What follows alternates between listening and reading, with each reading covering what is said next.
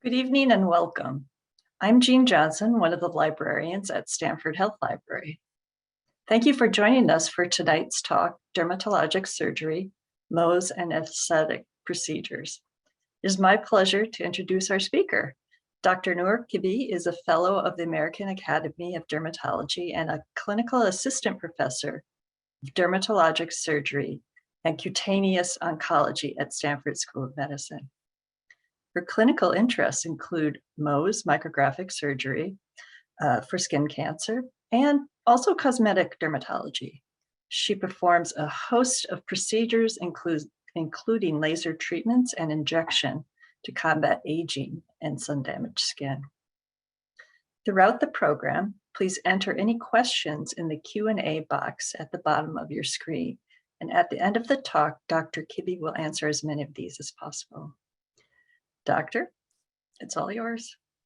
Thank you, Jean, for the introduction, and thank you to everyone in the audience for attending tonight. I know this is the start of a long weekend, and so appreciate you taking the time. I'm delighted actually to be sharing with you all a window into the work that we do in the section of dermatologic surgery here at Stanford, the types of patients that we see, the treatments we perform, and the counseling that we offer to our patients every day. Next slide, please. Our section chief, Sumaira Asi, and I are the two Mohs surgeons performing this surgery at Stanford Dermatologic Surgery here in Redwood City. And today I will be sharing with you part of what we do. So we have a busy practice seeing thousands of patients a year for skin cancer surgery, as well as facial rejuvenation and non-invasive facial restoration. I love what I do, and the opportunity to share this with you all is a real treat. Next slide, please. All right, so our roadmap for tonight is as follows. We'll start by talking about what can ultraviolet radiation do to our skin. Second, we'll talk about skin cancer, its epidemiology, how common is it, its presentation, what does it look like, and treatment options. Next, we'll talk about facial aging, the non-surgical rejuvenation options that we offer in our practice. And lastly, we'll spend some time talking about prevention. So I'd like to start off with this very powerful study finding, which is that over 80% of a person's skin cancer risk is explained by their age, gender, and ultraviolet radiation exposure. And we cannot modify age or gender, obviously, but we can modify ultraviolet radiation. And so ultraviolet radiation can come from a variety of different sources. Ambient UV, next slide, please.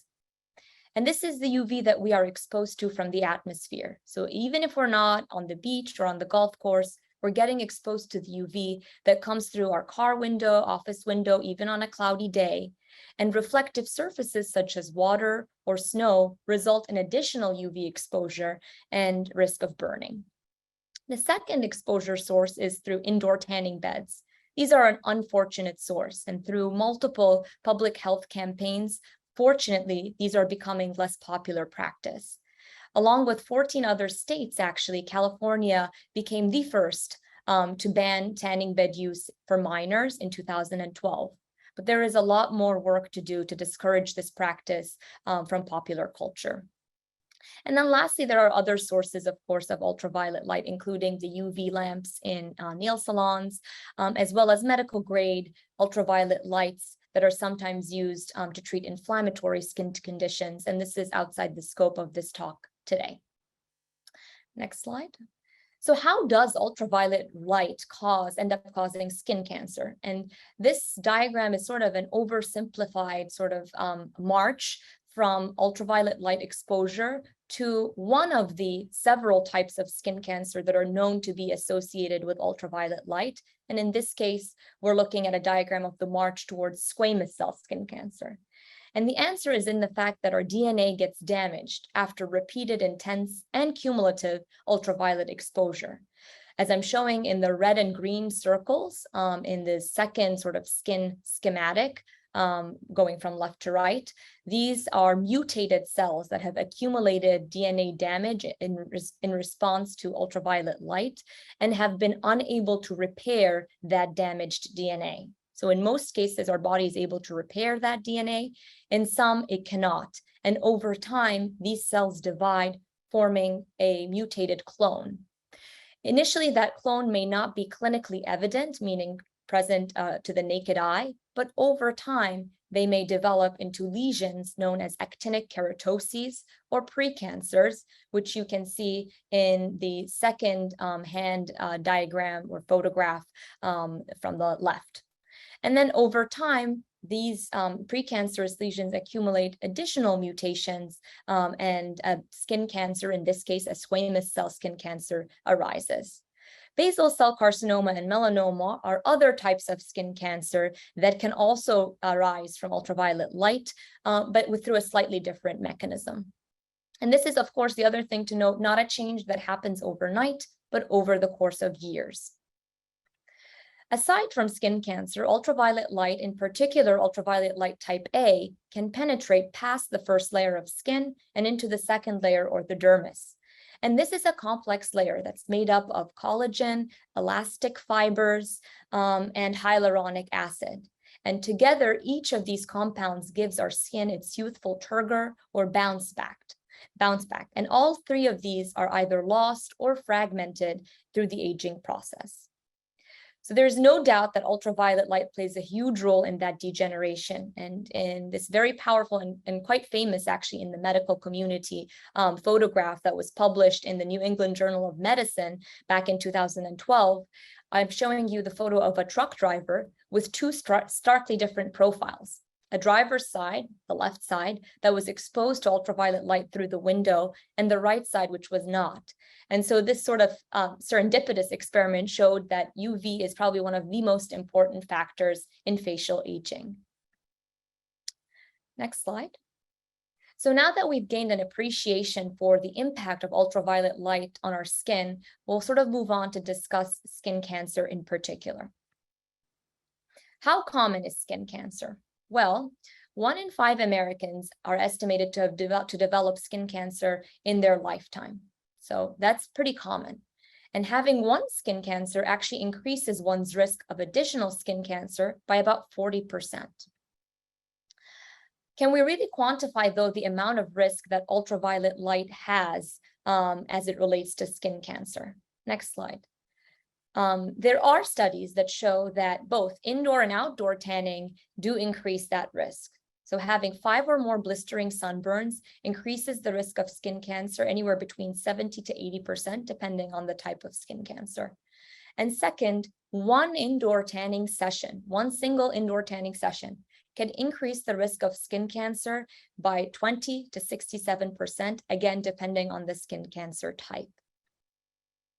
So these are very important public health campaigns that we need to launch in order to further discourage these practices.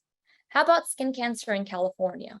Over 1 in 3 Californians who identify as white had at least one sunburn in the past year. Moreover, the rate of melanoma diagnosis in California continues to increase, especially among Hispanics, with San Luis Obispo County being among the highest. So why should we care? Is skin cancer deadly? Yes, it can be. 20 Americans are estimated to die from melanoma every day, 2 of them from California. And 41 die from squamous cell skin cancer every day. So we should care. And in fact, we should care even more because of the next slide factoid, which is that when detected early, the 5-year survival for skin cancer is 99%. So the earlier we detect it, the better our outcomes. So now that we've talked about epidemiology, how common skin cancer is, how it can be deadly, and why we should care about that, I'd like to actually go through an overview of the presentation of the 3 most common types of skin cancer. We'll start out with basal cell skin cancer. This can look like a pink or reddish bump, or papule in dermatology is the term that we use, or patch, which is a flat lesion.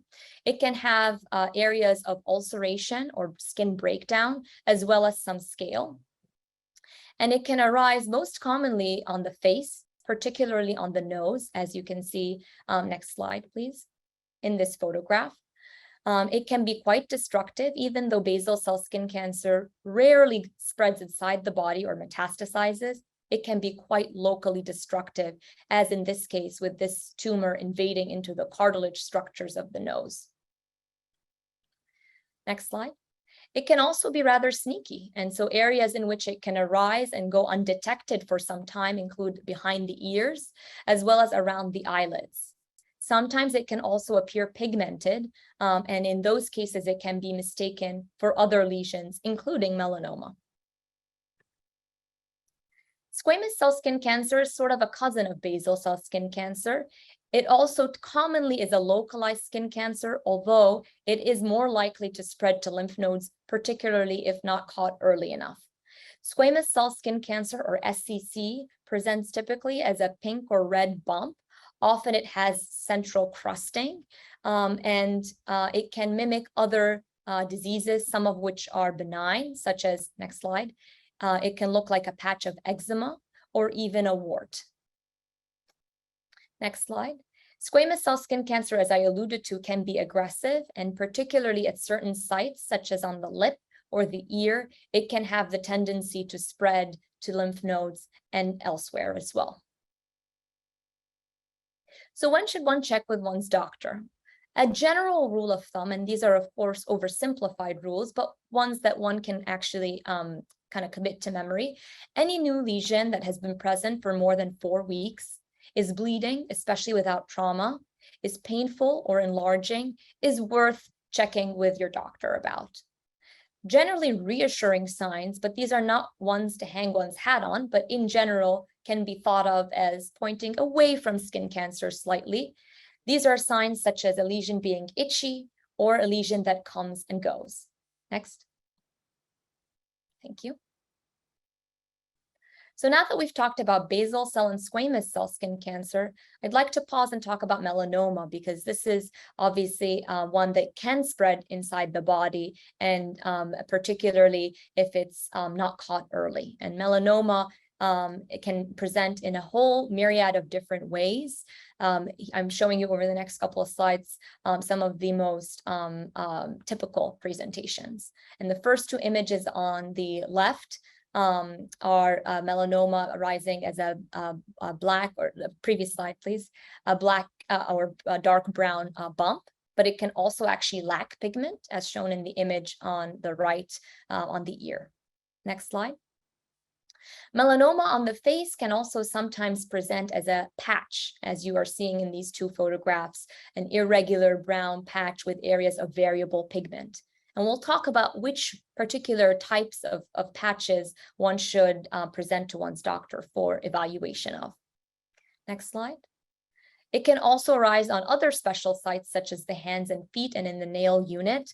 And in that location, it actually is oftentimes diagnosed too little too late, and it can be quite deadly in that location.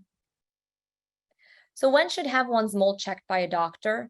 There are multiple campaigns that have sort of tried to simplify these to the ABCDE rule, which I find quite useful. A being asymmetry. This is when one half of a lesion is different from the other half. B is for border irregularity. This is when a lesion appears irregular or has a poorly defined border. C is for color variation. So one area is a different shade, or there are different shades within the lesion of brown or black, or sometimes even white, red, or blue. D is for diameter, and this is by general rule of thumb, anything larger than a pencil eraser width, which is about 6 millimeters. And E is for evolving. This is a mole or skin lesion that is different from the remainder of the moles on one's body. So now that we've briefly kind of mentioned the presentation of the 3 most common types of skin cancer, I'd like to pause to discuss treatment, which is what we offer in our practice on a day-to-day basis.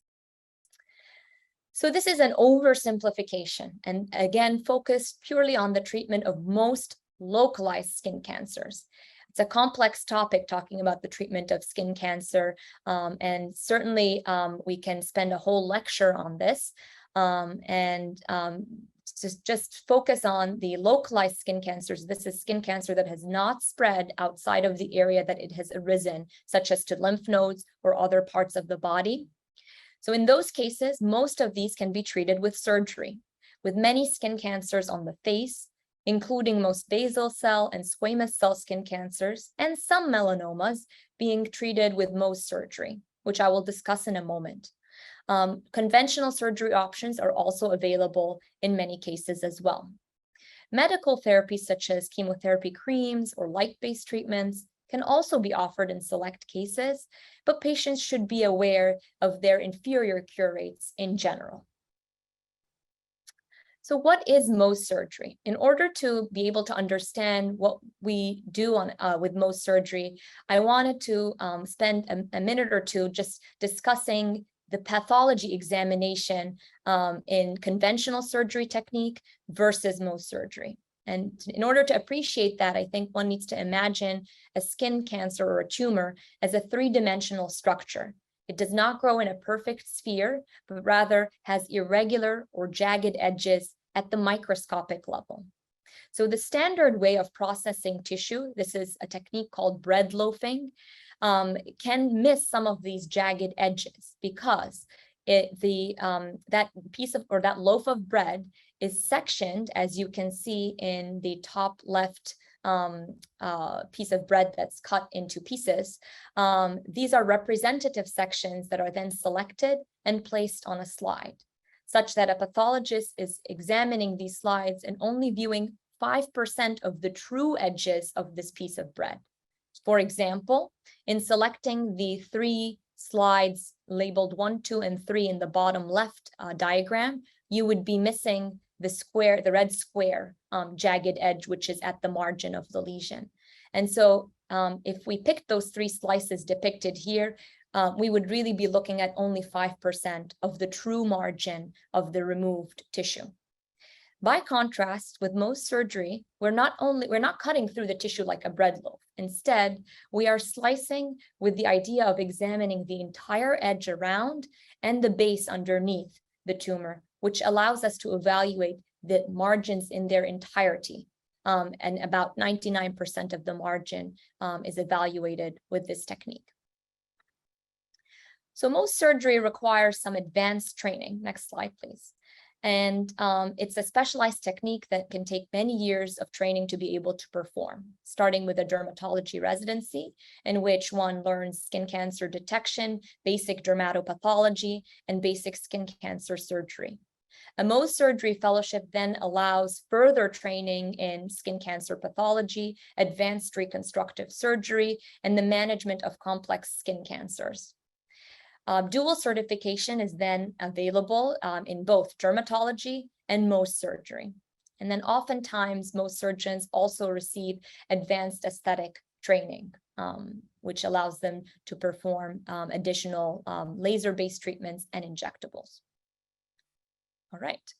So briefly, I wanted to mention, we talked about sort of the pathologic advantages of Mohs surgery and the ability to view the margins under the microscope, but how does the patient experience Mohs surgery in the office? And this is an office-based procedure that we do in a standard procedure room. The patient arrives and the area is marked. The skin is anesthetized with a local anesthetic. And then the visible tumor is removed and the area is bandaged. The tissue is then brought over to the lab, next slide, and processed. So transformed from a 3-dimensional piece of tissue to a slide while the patient waits. The slides are then prepared and the Mohs surgeon acts dually as the surgeon and the pathologist and examines the tissue for examines the margins of the tissue for any residual skin cancer.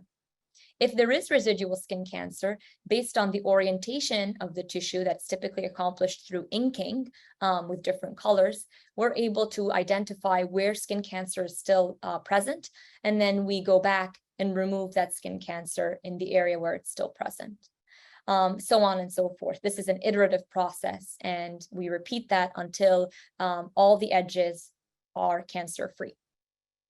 So at that point, we are left with what we term a defect or a hole in the skin that we need to reconstruct.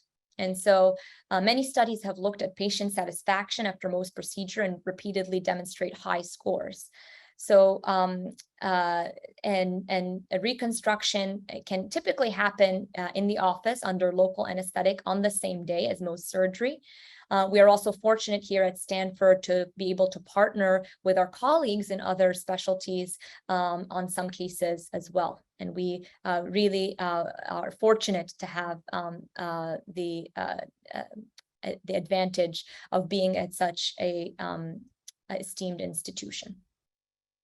Very good. So now that we've reviewed Mohs surgery, skin cancer, and its presentation, I'd like to sort of segue to a slightly different topic, which is to discuss facial aging and some of the procedures that we do in our practice to address that. And so in order to be able to kind of appreciate that, I did want to pause for a second and talk about what the cosmetic consultation in my practice is about. And it's really not about trying to address every single procedure that we possibly could perform on an individual, but really trying to address the overall goals of what the individual is looking to accomplish. And so oftentimes my patients describe, next please, describe wanting to look less tired, more rested, more confident, or more natural. And these are all very reasonable and realistic goals that we are happy to partner with to achieve.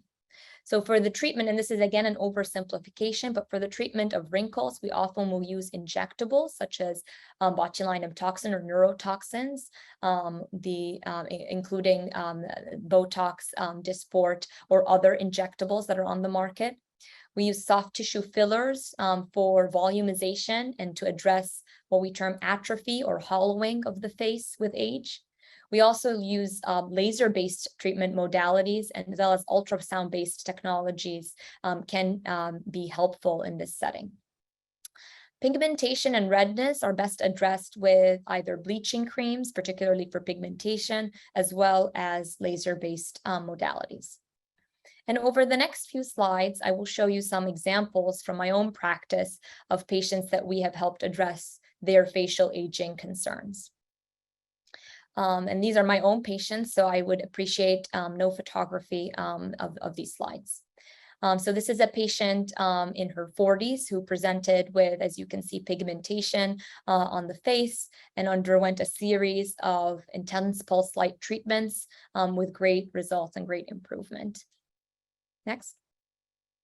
Okay, this is another patient in their 70s, an elderly male who presented with pigmentation that improved with a combination of office-based procedures, including cryosurgery and intense pulse light treatments. Next.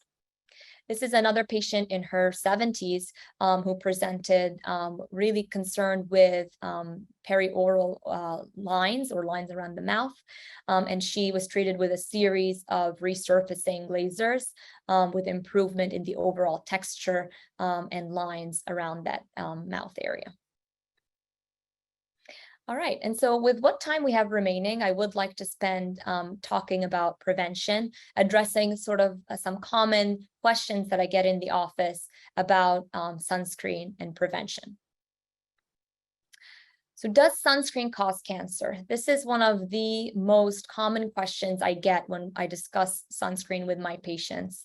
And in order to actually answer that question, the answer is no, but I'd like to unpack that a little bit more and talk about the two different types of sunscreen: physical sunscreens and chemical sunscreens. And physical sunscreens work like a shield. So they basically sit on top of the skin and reflect the sun's rays. The two FDA-approved active ingredients that comprise physical sunscreens are zinc oxide and titanium dioxide. In general, when I talk to patients, I say opt for this sunscreen if you have sensitive skin. We'll unpack this a little bit more because you may want to consider this sunscreen if you have other concerns or questions. And these two active ingredients are designated by the FDA as GRACE, which is generally recognized as safe and effective, and no further studies are requested by the FDA for these two ingredients. The second type of sunscreen category are the chemical sunscreens, and these work like a sponge, basically absorbing ultraviolet light and transforming it to heat. You want to look for these examples of active ingredients in chemical sunscreens. They generally tend to rub in easier, more easily at least, than physical sunscreens without leaving a white cast or residue. And so what do we know about sunscreens and ultraviolet light? Well, we know that ultraviolet light causes cancer. I hope that at this point I've shown you that that is the case. We also know that certain chemical sunscreen ingredients are absorbed into the bloodstream. There have been a number of FDA-sponsored studies that have demonstrated absorption at levels that are detectable in the blood by chemical sunscreens. There's a caveat to that I'll mention in a moment.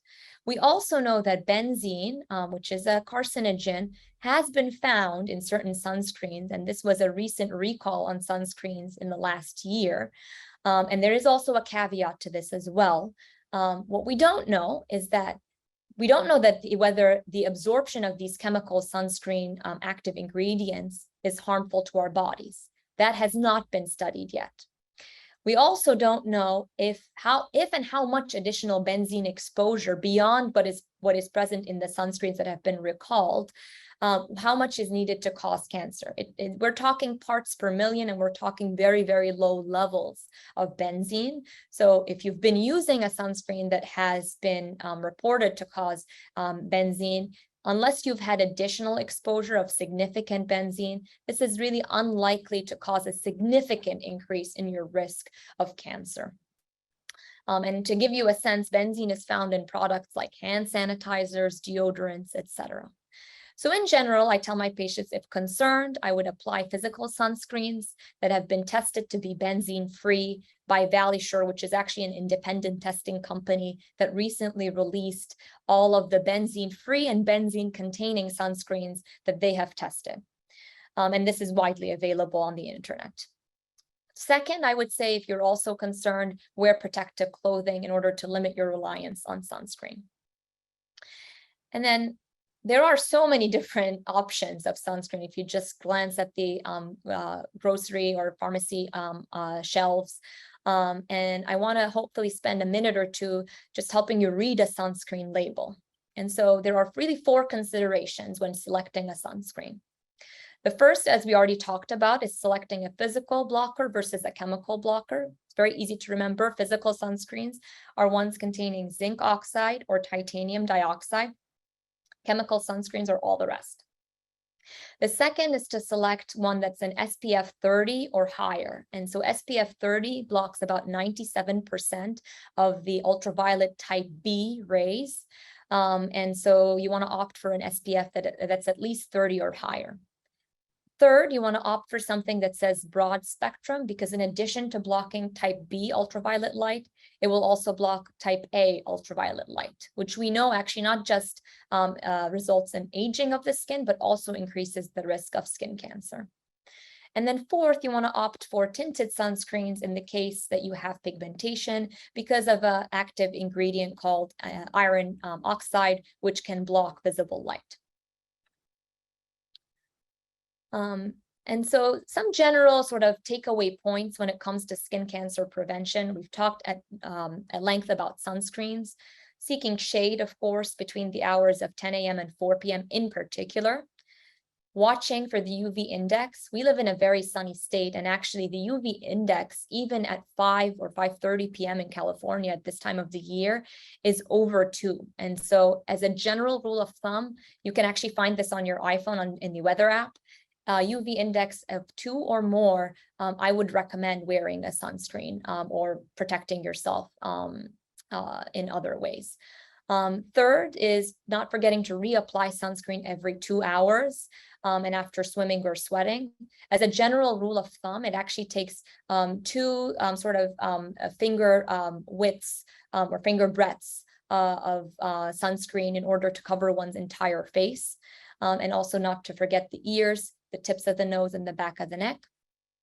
Third, wearing UPF clothing, and that's generally good for 20 to 30 washes, and so it can be reworn throughout the year. Generally good for about a year. And then last, of course, avoiding sun tanning and tanning beds, and I hope I've convinced you of that, if not already. All right. And so with that, I'd like to thank you all for your attention and the opportunity to speak with you all about a topic that's near and dear to my heart. And I'm happy to take questions through the chat. Jean, if you could help us navigate that, I would be more than happy to stay on and answer those questions. Thank you all. Okay, we've got a few questions already. What's a good routine or practice for checking your own skin for cancer? Yeah, so this is a great question. I think that anybody that's asking the question about whether they have or could be at risk for skin cancer owes a visit to a medical dermatologist. So fortunately, here at Stanford Dermatology, we have multiple practices here in the peninsula as well as in the East Bay, and an annual skin exam by a dermatologist for folks at risk for skin cancer, and a biannual exam for those who have had skin cancer, I would certainly recommend. In addition, things to look out for is the fact that you won't be able to see every part of your skin, right? So like you can't see your back. There are parts of your scalp that you cannot see. And so I would say that while self-examinations are very important and being vigilant about spots that have been present for more than 4 weeks, that bleed on their own without being traumatized, that are enlarging, moles that appear to be changing, following that ABCDE rule that we talked about, all of those are worth chatting and making a visit to see a dermatologist about. Okay. Also, what recommendations do you have for diet or supplements to kind of increase or retain your collagen on your skin? Yeah, so I want to answer an adjacent question to this, and then I will answer that question. As far as dietary supplements, there has been actually some data to show that vitamin B3 or niacinamide or nicotinamide can reduce the risk of skin cancer. There is a study that has shown in Australia that the risk of skin cancer can be reduced by up to 23% from a daily intake twice a day of nicotinamide. So there is actually some supplementation that may reduce the risk of skin cancer. As for building collagen, I think that probably the best data is for the use of topical vitamin A derivatives or retinoids. And so topical vitamin A creams, retinoids in particular, have been proven or have been shown to actually boost collagen. And it is something I recommend for patients all the time in my practice, is topical vitamin A derivatives, including retinoids or retinols. Great. Back to skin cancer. Someone writes in that they had surgery for their first skin cancer, was basal, and the doctor gave the option of surgery or scraping. I chose scraping because it has less downtime. Can you talk about the scraping procedure? Yes, so this is another one of the sort of surgical techniques that can be used to treat skin cancers. It has several advantages, including what you've pointed out, which is less downtime as compared to surgery with the excision technique or the Mohs surgery technique, where typically one would place sutures afterwards and there would be downtime and restriction on activity.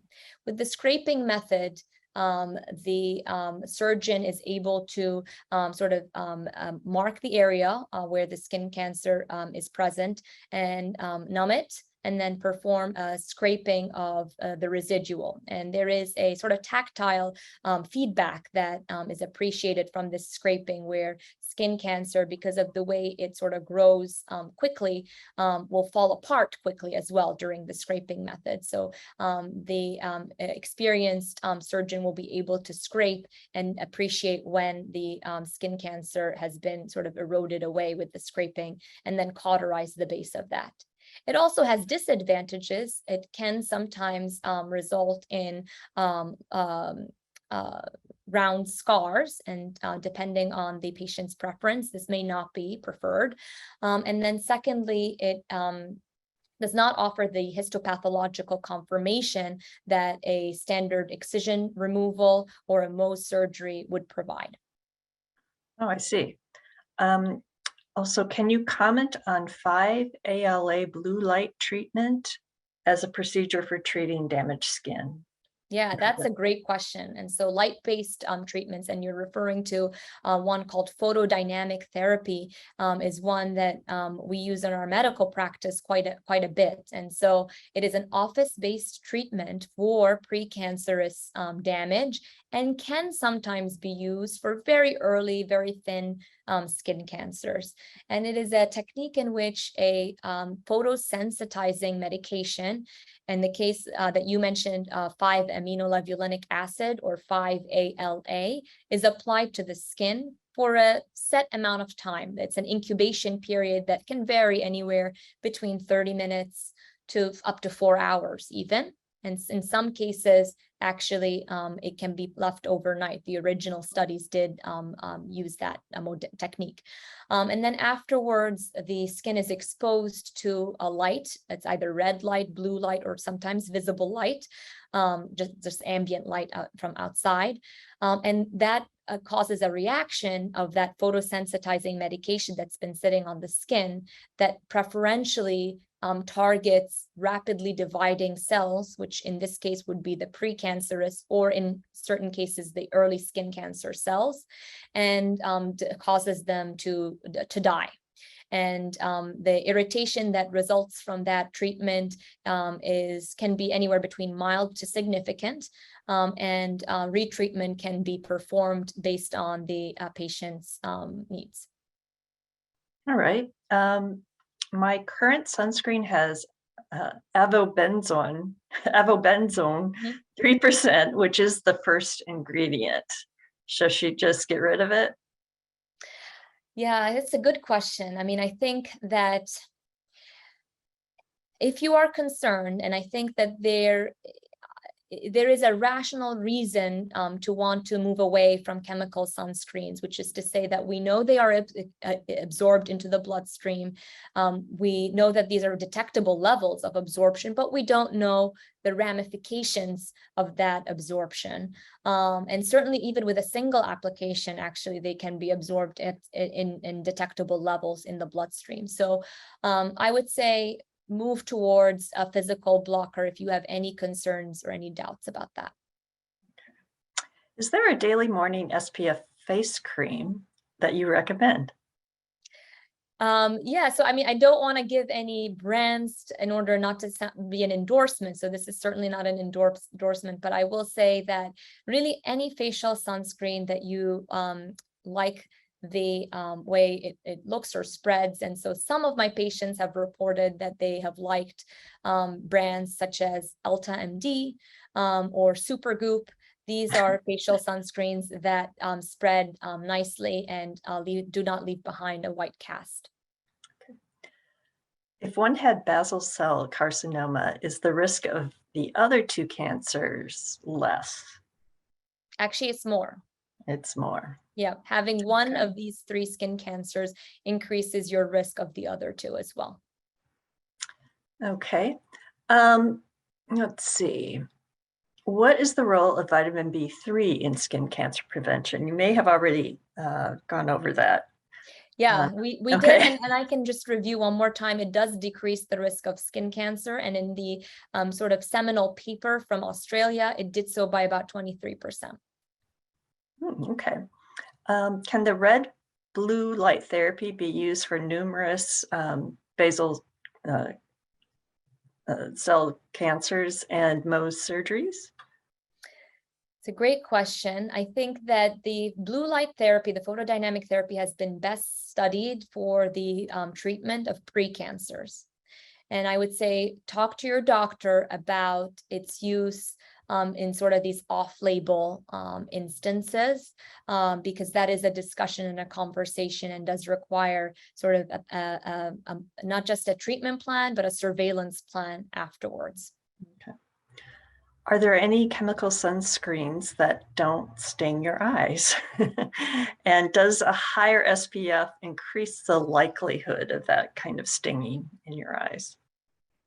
So I would say to that question, if the stinging is sort of preventing application of a sunscreen, then I would suggest sort of relying more on coverage in other ways. So wearing big hats when possible. I understand that certain activities prevent one from being able to wear hats, such as cycling and things of that nature. And so in that case, there are ways, obviously, also to have coverage of that area through the use of sunglasses, but sweating and other and that sort of thing can sometimes still cause burning and stinging. And so I would say that in general, the chemical sunscreens tend to do, the physical sunscreens tend to do that less. Okay. What about our lips? What should we use for? Yes, the often neglected lips.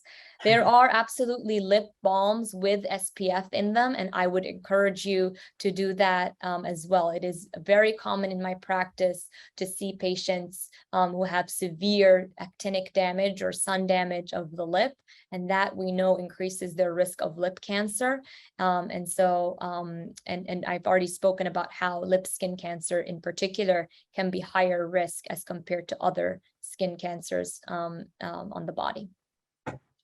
All right, and this one, how did you determine Mohs surgery was right for you? Mohs surgery, I kind of also fell into during my Mohs surgery rotation in dermatology residency. And I think one of the things that I enjoy about it is the intensity of the patient-physician interaction during the day of Mohs surgery. Patients often spend the majority of the morning and sometimes the whole day with us in clinic. And they are awake while we are operating on them. And so that is a true honor, is to be able to sort of help someone in that way. I also like the fact that we're sort of cancer busting sort of doctors. So there is a chaos to the cancer, and we are bringing order to that. And I do find that very satisfying to be able to offer that to patients. Okay, let me see, what else do we have? Someone wonders if you can share the list of ingredients for sunscreens. I'm not sure. Maybe if they could clarify in the chat what they mean. I think that Okay. if the question is which sunscreens were absorbed into the bloodstream, I think that I am happy to share that afterwards. Sure. Let's see. I've had several laser resurfacings on my face. What are the long-term side effects from laser surgery? So laser resurfacing, of course, has some risks, and they should be discussed on a case-by-case basis with your doctor. I've seen definitely the complications of patients getting laser resurfacing outside of a physician's office.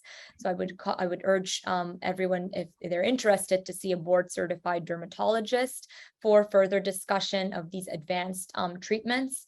And I would say that that when done incorrectly, laser resurfacing can result in scarring that can be permanent and can require and may require many treatments in order to alleviate or reverse, ideally. And so I would say that additionally, laser resurfacing may offer a lot of benefits beyond just the aging process in even exfoliating and reversing the precancerous damage that the sun can inflict upon the skin. And so again, that is something that you can discuss further with your dermatologist and make a treatment plan that makes sense for you. Okay. I've heard that Asians get more hyperpigmentation and that certain treatment can backfire. Yeah, that's a great question, or a comment, I should say. And again, just to emphasize the importance of seeing a board certified dermatologist for your skincare needs, even aesthetic ones, because yes, pigmentation in pigmented skin can be resistant to treatment and may worsen with treatment. And so seeing a board certified dermatologist to come up with a treatment plan that makes sense for you is critical. Is blue light treatment on face okay after numerous Mohs surgery on your face?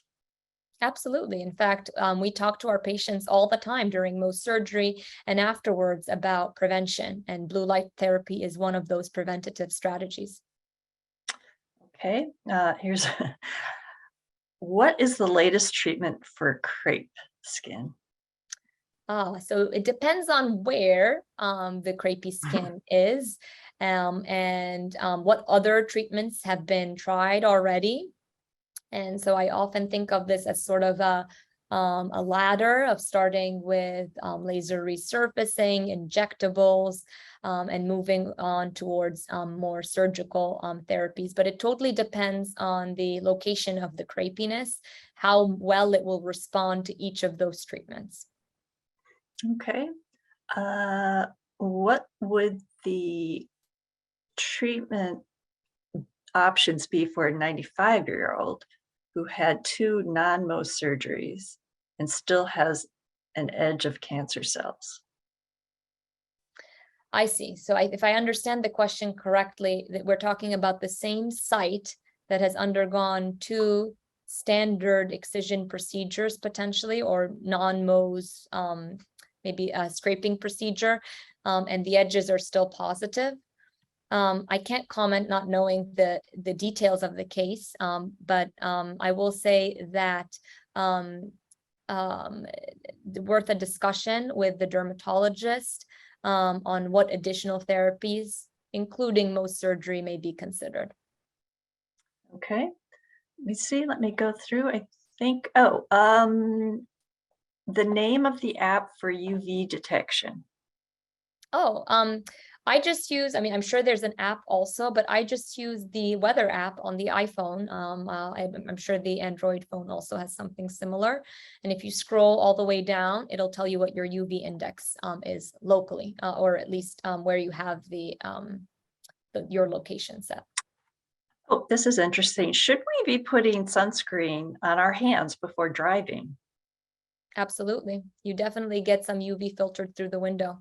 There are also some neat UV gloves. And the Coolie Bar is a brand that does make them. Again, it's not an endorsement, but this is where I found mine. And so if you have a long commute or a road trip planned for the 4th of July, whatnot, might be worth considering also, yeah, protecting those hands, sunscreen, or even you can just wear UV protective driving gloves. Okay. Let's see. I think we've answered all, well, you have answered, I haven't done anything. All of the questions that are in the hopper here. Wait, if there were any more coming in. Okay. Well, I want to thank you, Doctor, for sharing this really great information. Also, thanks to our audience for attending and for the really good questions. We got quite the gamut of questions. I liked it. If you would like additional information or resources, please contact the Stanford Health Library. And we hope you'll join us for our next lecture. Thank you.